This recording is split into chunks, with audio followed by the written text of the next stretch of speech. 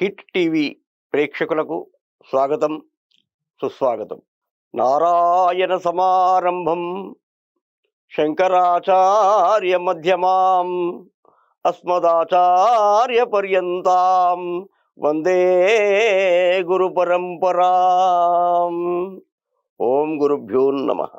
ఈ శోభకృతనామ సంవత్సర ఫాల్గుణ మాసం గురించి చర్చించుకుంటున్నాం. ఇప్పటి వరకు మనము పాడ్యమి, ద్వాదశి అంటే నృసింహ ద్వాదశి, కామదహనము, డోలికోత్సవం గురించి చెప్పుకున్నాము. ఇప్పుడు ఒక చిట్కా చెప్తాను నేను. ఇది కేవలం బీద వాళ్ళకు మాత్రమే పనికొస్తుందండి, బాగా ధనవంతులకు కాదు. అంటే బాగా ధనవంతులంటే సొంత ఇల్లు, కారు, బ్యాంక్ బ్యాలెన్సు అంతా ఉండి ప్రశాంతంగా ఉన్నాము అన్న వాళ్లకు ఈ చిట్కా పనిచేయదండి. ఇది ఇప్పటిది కాదు, పూర్వీకుల నుంచి తాళపత్ర గ్రంథాలలో వ్రాయబడ్డది. ఇది నేను సొంతంగా చెప్పేది కాదండి. ఏమిటి అంటే, మనము చాలా ఆర్థిక ఇబ్బందుల్లో ఉన్నటువంటి వాడు, చెప్పలేనంత ఆర్థిక ఇబ్బంది ఉన్నటువంటి వాళ్ళు, బయటకు చెప్పుకోలేక లోపల బాగా బాధల్ని అనుభవిస్తున్నటువంటి వారు ఇప్పటికీ ఉన్నారు. మనం లేరని అనుకుంటాం, కానీ ఉన్నారు కొందరు. వాళ్ళు ఎందుకంటే అభిమానవంతులు, వాళ్ళ ప్రాణం పోయినా వాళ్ళ బాధను చెప్పుకోరు. అట్లాంటి వాళ్ళకి ఒక చిన్న నేను పరిహారం చెప్తాను. దయచేసి మీకు ఎలాంటి ఖర్చు లేకుండా ఈ పరిహారం చెప్తాను. మీరు ఓపికగా చేసి దీని యొక్క ఫలితాన్ని చూడండి. ఒకవేళ లేదంటే, మీకు అవ్వలేదు అని ఎవరైనా అంటే, నేను వారికి ఒక 5,116 సమర్పించుకుంటాను. కానీ ఖచ్చితంగా దానికి ఒక ఆధారం ఉంది. నేను రోజు గత 40 సంవత్సరాలుగా పూజిస్తున్నటువంటి అమ్మవారి పాదాలపైన చెయ్యి వేయించి ఆ డబ్బులు ఇస్తాను. నేను అంత నమ్మకంగా చెప్తున్నాను. ఏం చేయాలి అంటే, శుక్రవారం రోజు, అంటే దీన్ని మొట్టమొదట ఏం చెప్పారంటే ధనత్రయోదశి నాడు అని చెప్పారు. ధనత్రయోదశి అంటే మనకు దీపావళికి 2 రోజుల ముందు వస్తుంది.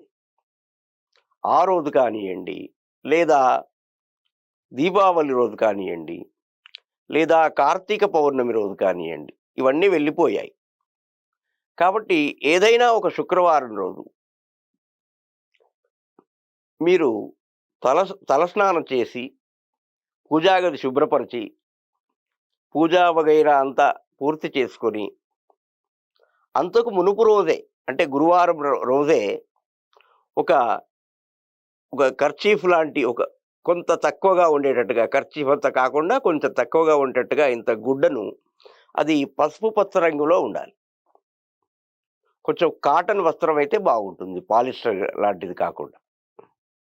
అయితే ఒకవేళ మీకు పసుపు పచ్చ బట్ట దొరకలేదనుకోండి, తెలుపు రంగు బట్టకు మీరు పసుపులో నానబెడితే, అది పసుపు నీళ్ళల్లో వేసి కాస్త ఒక బౌల్లో వేసి, చిన్న కటోరీ ఉంటుంది కదా, దాంట్లో 2 చెంచాల పసుపు వేసి దాంట్లో నానబెట్టి నీడకు ఆరవేయండి, ఎండకు ఆరవేయకూడదు.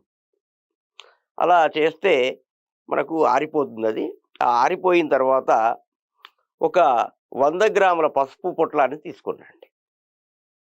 100 గ్రాముల పసుపు పొట్లాన్ని తీసుకొని వచ్చి, అది కట్ చేసి వేరే ఒక కిస్తీలో, పల్లెల్లో పోయండి, చిన్న పల్లెల్లో. దాంట్లో నుండి ఇంత ఒక చిన్న చిటికెడే, ఎక్కువ తీయకండి, 1 గ్రాము అంటే 999 గ్రాములు.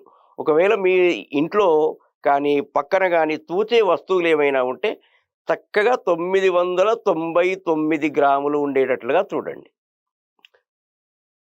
ఆ యొక్క పసుపును, ఈ పసుపులో ఇంతకుముందు చెప్పారు కదా నేను, గుడ్డ పసుపు పచ్చది, దాంట్లో ఈ పసుపును పోయండి. పోసి దానిపైన గోల్డ్ కలర్లో ఉన్నటువంటి 5 రూపాయల కాయిన్ ఉంటుంది కదా, ఆ కాయిన్ పెట్టండి. పూర్వకాలంలో బంగారు బిల్లనే పెట్టేవారు. అంటే సన్నగా చేయించి ఒక బిల్ల పెట్టేవారు. ఇప్పుడు అంత తాహత లేదు.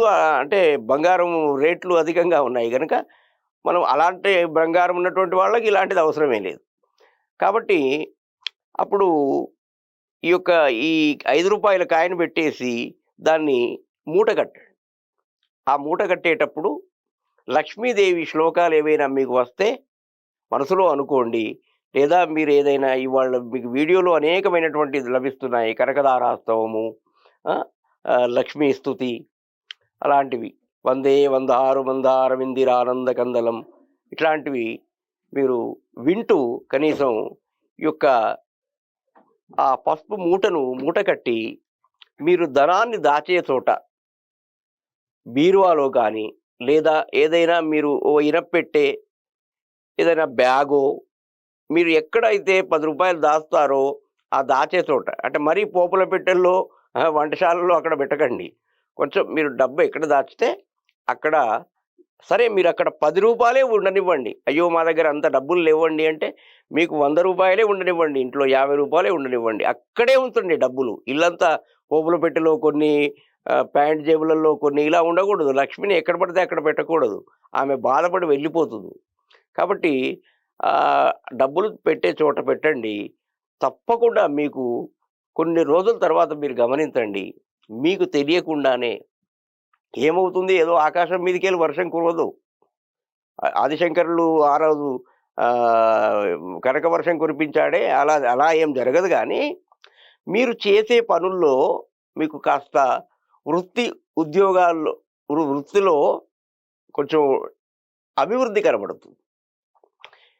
లేదా ఏదైనా ఆకస్మికంగా మీకేదైనా ఒక కొత్త మార్గం లభిస్తుంది. లేదా ఏదైనా ఆకస్మిక ధనం లభిస్తుంది. అంటే ధనం అంటే ఏదో అన్యాయంగా వచ్చే సొమ్ము కాదండి. మీకు వచ్చే న్యాయ మార్గంలో వచ్చేటువంటి సొమ్ము. అంటే కొంత మానసిక ఇబ్బందులు అంటే ఆర్థిక ఇబ్బందులు తొలగడం వల్ల మానసిక ఇబ్బందులు తొలగిపోతాయి. తప్పకుండా ఆర్థిక ఇబ్బందులు తొలగిపోతాయి. ఇది మనస్ఫూర్తిగా నమ్మి విశ్వాసం ఉంచి చేయండి. కానీ అయిన తర్వాత మాత్రం కాలేదని నాకు ఫోన్ చేయకండి దయచేసి మిత్రులారా. నేను కూడా పెద్ద కోటీశ్వరుడినేం కాదు. అందుకే చెప్తున్నాను.